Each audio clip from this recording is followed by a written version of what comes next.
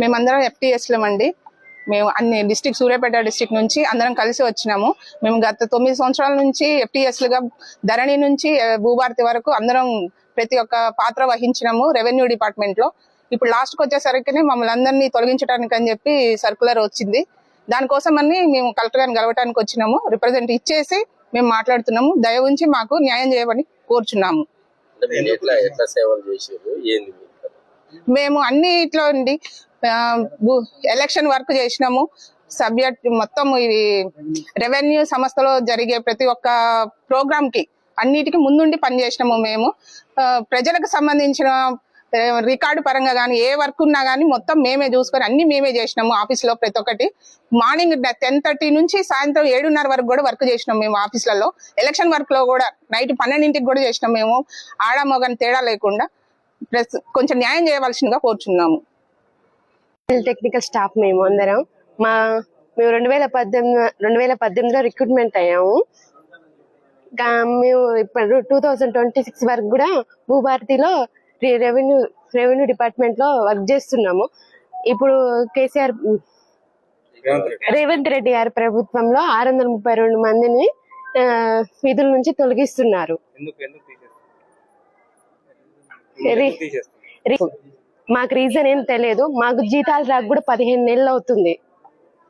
అట్లా నడుచుకుంటూ అంటే మేము అట్లా చేసుకుంటూనే వస్తున్నాము. ఇంతవరకు కూడా రోడ్డు మీదకి వచ్చి ఇట్లా జీతాలు రాలేదని మేము ఎప్పుడు ధర్నాలు కానీ ఎవరికి కానీ ఏం చెప్పలేదు. నడిపించుకుంటూ వస్తున్నాం కానీ సడన్ గా మమ్మల్ని తీసేస్తున్నారు.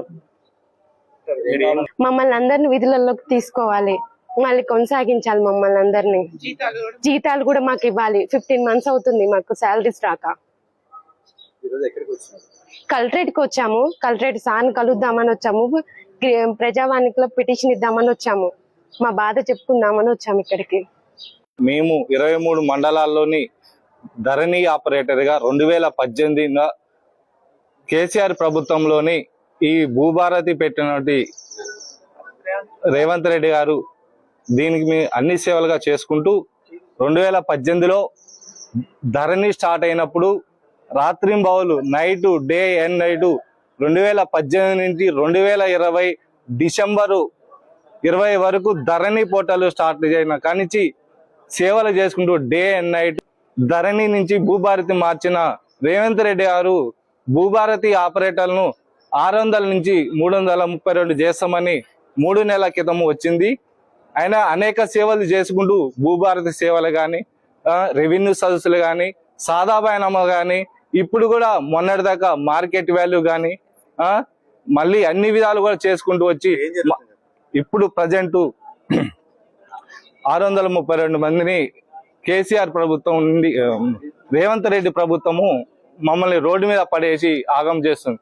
దయచేసి ఉన్నంటి ఆపరేటర్లు అందరినీ కూడా మమ్మల్ని మళ్ళీ విధిలోకి తీసుకోవాలని కోరుకుంటున్నాం.